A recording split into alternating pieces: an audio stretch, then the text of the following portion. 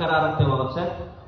Italik mi ken ka-audios daytoy nga mensahe ket tultuloy kadi nga makipagsao ka kada kami babay ti adipen mo, agbalin kadi daytoy nga mensahe nga maminsan manen nutrisyon iti na espiritual nga bagimi, biyag ni ken agtultuloy nga mangkarit kada kami nga agbiag ken agtulnog para ken ka itinagan ni Jesus. Amen and amen. Naragsak na bulan iti Marso kakabsat. Isima man takabay mo, kahit ko lang Marso manin. Kumusta kan? Alam, kumusta din iti kaano lang iti New Year ya. At dapat na kita dati handa na kada kayo kakabsat ng pinagnakan iti New Year. Iti dahil tayo nagsapa kahit kung pagtutungtungan tayo may panggil iti metamorphosis. Pag-isabi sa katabi mo, metamorphosis. Okay, lukaw, anya tiket ng asawin ta, saludsudin nyo takabayo. The metamorphosis is most of the time ginagamit yan kung bakit makikita po natin is sa caterpillar kung paano nagkakaroon ng transformation. Ano po, yung isang bagay na mas maging mabuti. So, ang metamorphosis ginagamit sa mga naging estudyante at sa mga science po is from egg to caterpillar to crystals and to become adult a butterfly. Kahit numaminsan, kitain tayo dito na i-guess ko pagdalanan natin kasla maditay ka kay gaman. Ba't magbalin nga butterfly agbalin nga nakapinpintas? Mga kapatid, nakakita na ba kayo ng taong nagbabagong anyo at dyan iikot ano po yung kanating metamorphosis or pagbabagong anyo? Nakakita kayo ng kapsat iti tao na nagbalbaling iti itsura na? Yung mga superhero, di ba? Yung Superman kasi kahit medyo agbalin nga hanong makilala, nagiti superheroes. Or maaaring ikikwento ito unang nga panawin, mga taong nagiging hayop sa gabi. At dapat ka kasi, ang nakmamatid dyan yung kung adalat ka, yung syakit kaslawang pa iti nakita. Di tayo mo, no, dahil sarili tayo. Ano po, mga kinakatakutan namin ng bata kami, kung apay, ada iti kastu dita. So far, iti tagal ko kakabsat, pa iti nakita. Ang tanging alam ko noon, si mama ko laging nagbabagong anyo pagka makaungit ka na kami.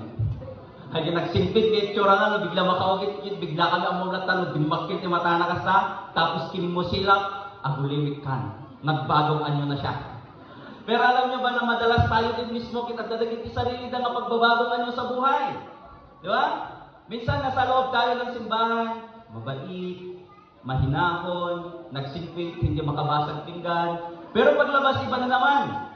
Every time, after Holy Mass, ano po, we wear our Holy Mass or during Holy Mass, baliktad, during Holy Mass, we wear our Holy Mass.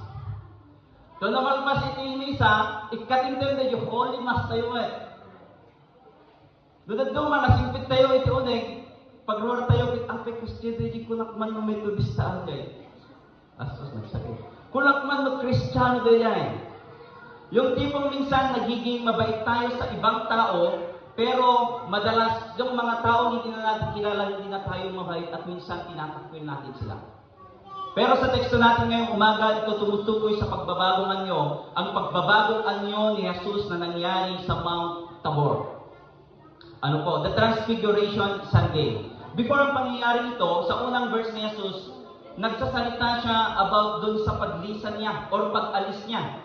Paglisan niya dito sa mundong ito at siya nga ay mamamatay sa Jerusalem at siya ay isasakdal ano po sa kinauukulan. Sinabi niya na lalapit na ang kanyang kamatayan at muling pagkabuhay. Ano po? At makikita natin na doon sa time na yon, mayroong dalawang tao na nagpakita sa kanya. Makikita nyo? Si Moses at si Elijah. Kanahin ko masasalubsudin. Ang nga kilala ni Moses kay ni Elijah. At maaaring ganito yung itsura. Awan mit picture idi. Awan mit Facebook idi. Kit ni Elijah, kit ni Moses, taon or thousands of years dan nga natay. Pero bakit kung nagpakita si Jesus ay meron ito? So makikita natin mga kapatid, maaaring dahil dito sa tapak ng bato, maaaring dahil doon sa balaban niya, sabi ng mga scholars, at ino-orient nila si Jesus. Asidikkan nga umayon iti pagarian iti Dios, asidikkan nga subli. Anya dagiti nasken nga aramidew wino anya iti nasken nga ubrae. Maaring ko nadagit isagana mo yung pasaporte mo ta agbiyahe ka. So makikita natin nag-uusap sila at based sa ating teksto, pinag-uusapan nila ang nalalapit na pag-alis ni Jesus na gaganapin sa Jerusalem. At sa dagong ito, si Jesus ay nakaranas ng pagbabagong anyo. Nagkaroon ng transfiguration. Pagsabi sa katabi mo, transfiguration. Ito niya. Kuna na ginasa ito, naglingling na awan iti makaparis. Iti panagranyag na awan iti maka-explain no anya iti kasano iti kalawag ni Jesus during that time. And metamorphosis or transfiguration comes from the Greek two Greek word na ibig sabihin meta means after or beyond and morphe means form. So pagbabago anyo talaga na bago yung form. At dito galing ang metamorphosis na madalas na ginagamit natin sa pagbabagong anyo ng butterfly mula sa uod. Dalawang bagay ang gusto kong tignan natin mga kapatid. The mountaintop experience. Pag-isabi mo mountaintop. Sa katabi mo mountaintop. Anya? Kapadasan iti bantay. Alam natin na kinaugilaan ni Jesus na umakyat sa bundok upang manalangin or mag-pray. Every time na nanalangin siya, ito yung kwalitan niya sa kanyang ama na nagsugo sa kanya. Ngunit itong teksto natin naiiba. Habang nananalangin siya, nagbago ang kanyang anyo, nagningning ang kanyang kasuotan at naging puting-puti. Nasaksihan ito ng tatlong alagad na nagbabagong anyo at nagpakita si Moses at si Elias. Magkita yung absent, mabalin niya kasi dili kapadasan na iti. Nga uray dala na si Sirap, gapo iti nakita da. Ket kunada, dahil duwa apay ni Moses kini Elijah, Jesus Christ is the fulfillment of the law represented by Moses, and Jesus Christ is the fulfillment of the prophecy represented by Prophet Elijah. The disciples saw the glory of God with their own eyes. Nakita nila ang kaluwalhatian ng Diyos, nagliliwanag. Nakakita kami kakabsat iti tao ng astoy. Nakita nila yung sinag at liwanag, nakita nila si Jesus, ang kanilang kaibigan, yung kasama nila araw-araw, ang kanilang guro, makita daw tin agran na lang yan. Ito yung confirmation na ni Jesus ket naggapo iti langit ket ni Jesus ket pudpudno nga anak iti Dios. Can you imagine the reaction of these disciples when they witnessed the transfiguration ni Jesus Christ? Makita dapat sa sino nanonood kada kayo ng Dragon Ball Z. Ay super saiyan ket aglawag ni San Goku nga siya. So maaaring ganun yung experience nila. But more than yun yung nakita nila. It's more than a miracle. They witnessed the glory of God through Jesus Christ. In Old Testament, most of the stories ng mga propeta, kinakatagpo nila ang Diyos sa bundok. Ito yung exciting. Kung basahin natin yung Bible, from Genesis, makita natin, madalas kinakatagpo ng Diyos ang tao o ang kanyang mga pinili sa bundok. Kinatagpo niya si Moses saan? Sa Mount Sinai. Nung ibinigay yung Old Testament, yung binasa kanina, ay yung 10 Commandments. Si Elijah naman, kinatagpo ng Diyos sa Mount Horeb. At si Jacob, kinatagpo niya sa Mount Peniel. Tayo naman, kinatagpo ng Diyos sa bundok ng Sierra Madre. This day, most of the retreat camps, makikita natin yung mga lugar na kung saan mayroong prayer mountain, kaya ang prayer mountain is talagang sa bundok o kaya malayo sa kabihasnan. Lugar na pwede tayong magpahinga, lugar na pwede tayong makahinga, at lugar na magkakaroon tayo ng solitude moment with God. Maaaring hindi sa bundok, maaaring sa kwarto natin, maaaring sa tabing dagat, maaaring kahit saan lugar. But there is a place where we encounter God and we feel the presence and glory of God sa buhay natin. Saang lugar tayo madalas pumunta upang ma-encounter ang Diyos sa buhay natin? Tayo maaaring kung saan matutunghayan natin ang pagniningning at kalakilaan ng Diyos. Mayroon tayong mountaintop experience. At tayo mismo ay nakakaranas ng metamorphosis o pagbabagong anyo. Sa lugar kung saan tayo kinakatagpo ng Panginoon, natutunghayan natin at tayo mismo nakakaranas ng metamorphosis. Of course, hindi katulad ng naranasan ni Jesus Christ na talagang nagbagong anyo. Pero tayo mismo nakakaranas ng pagbabagong anyo. Pagbabago in the sense na dati malayo tayo kay Jesus, Dati malayo tayo sa Panginoon. Dati hindi tayo tumanggap at naniniwala sa Kanya. Pero dahil sa mountaintop experience na yan, nagkakaroon tayo ng relasyon sa Kanya.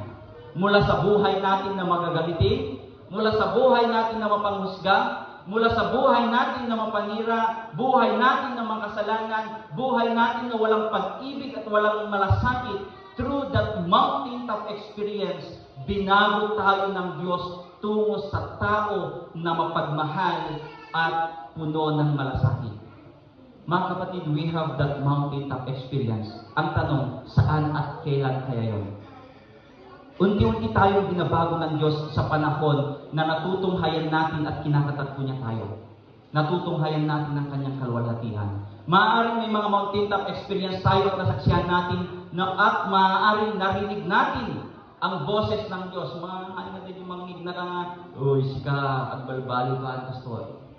Pero maaaring deep within us, in our hearts, deep within our hearts, meron tayong experience na kinakausap tayo ng Panginoon. Sa panahon na nalulumbay tayo, sa panahon na nalulungkot tayo, sa panahon na hindi na natin alam kung ano yung gawin natin, that's the time maybe na kinakausap tayo ng Panginoon. Katulad ni John Wesley, ang experience niya sa Aldersgate Street sa London noong May 24, 1738. May 24, 1738. Ito yung panahon na nagkaroon siya ng kasiguraduhan sa kanyang kaligtasan at sinabi niya, "In the evening, I went very unwillingly."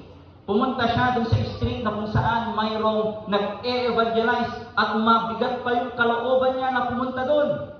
Where one was reading Luther's preface to the Epistle to Romans, ang sabi ni John Wesley, "I felt my heart strangely warm.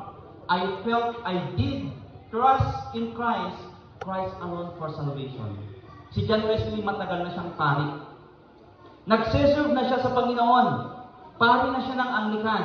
Pero at dalata iti mountaintop experience niya na kung saan naramdaman niya yung kasiguraduhan ng kanyang kaligtasan. And that's the time na siya ay nandun sa Aldersgate Street.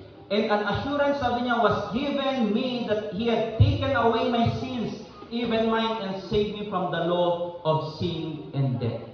Nariknak na insalakan ng iti Diyos, kit nariknak na nagtalikat, kit kuana, kit insalakan na iti biyag ko manipod panakadusa iti patay. Second, mga kapatid, the call. The mountaintop experience and the call. Pagkatapos makita ng mga alagad at maranasan nila ang kakaibang karanasan ito, ang sabi ni Pedro, napakaganda dito, nagmet dito yung Lord. Kaya't mo ka din na iaramidan da ka iti kubol, wenno, kanya tayo, kalapaw, may isa para kini Elijah, may isa para kini Moises, kan may isa para kini ka. Bakit? Nakita nila, nagniningning. There is something, parang sabi nila, grabe Lord, nagpintas tayo ng experience, apay. Agran-ranyag ka, kastalatan, napintas niya kitaan, napintas na buy-buyain. Dito yung tayon, iaramidan na kati kalabaw. Para bang ayaw nang umalis ni Pedro? Malamang kahit sino napagagandang pagmasdan at napagandang pakiramdam na makita mo at makibahagi sa kaluwalhatian ng Diyos. Pero alam ni Jesus, kailangan niyang bumaba sapagkat meron pa silang misyon na gagawin. Sa mga susunod na bersikulo, kinaumagahan, bumaba sila, itinuloy ni Jesus at ng mga alagad ang kanilang ministeryo sa pagpapagaling, pagtuturo, pagpapahayag at paghahari ng Diyos. Alam din ng Panginoon na hindi siya dapat manatili sa ganon sapagkat siya'y dadalhin sa Jerusalem upang siya ay pahirapan, upang siya ay mamatay para tubusin ang ating kasalanan. Friends, as disciples, we never stop or we never stay on our comfort zone. We need to leave our comfort zone to follow the will of God. At madalas ganoon tayo. Kami ni Pastor Mary, lagi namin sinasabi, before kami nag-pastor, meron kaming kanya-kanyang tahakin. Meron kaming gustong pangarap, maliban kung talagang pangarap niya mag-pastor si Pastor Mary. Pero ako parang hindi ko pangarap mag-pastor noon. Gusto ko talaga na mag-serve sa community.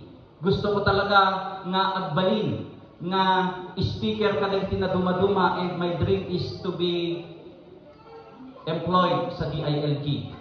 aside sa kayat ko tagbaling ng politician din. Kung nakita mo ti kastak no lecture kada iti LGU, makatulong tapno ti kastak tuloy iti panagbalbahan iti komunidad. But iti panaweng nga simong batak iti tawag, kit kunat Lord awalin nga talaga. Agi iti panaweng nga rapa ako Lord, kit ko kuma iti agbaling nga addaan iti napintas nga sweldo, dakil na sweldo, ag-employ, gabutab iti kastak makagatang nag iti kotsik, makapagtatakder na iti balay ko. Iti umat-addangan mo niyang pastor kit ko nakit, Lord. Sa bagay, damit personage. Lord, sa bagay, dantumit iti offering. Isulatan.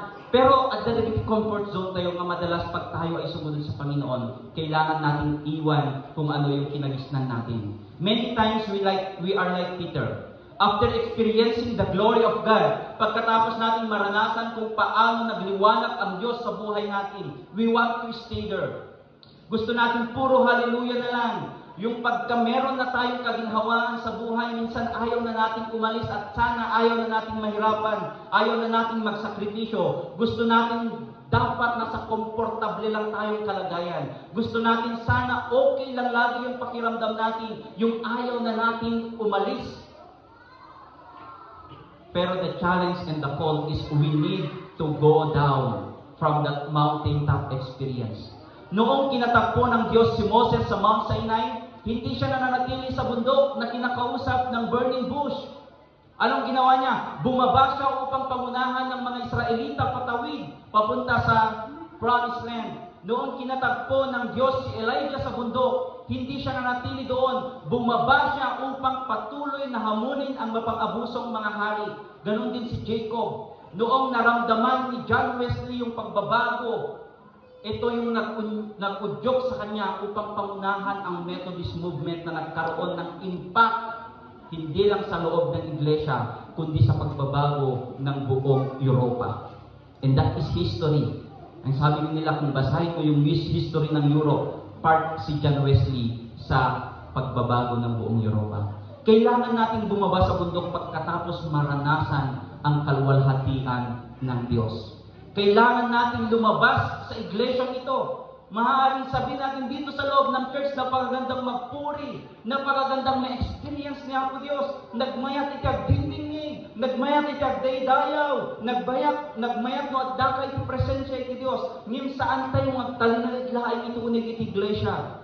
Mano oras kin may sal daw tayo laing na tayo ng iglesia. Ngim adda tayo most of our time kadagiti luar iti iglesia. Kadagiti pagtrabahuan tayo, kadagiti pamilya tayo. Isuma iti liturhiya tayo, part iti liturhiya tayo, iti panagdaydayaw tayo. Adda iti sending forth.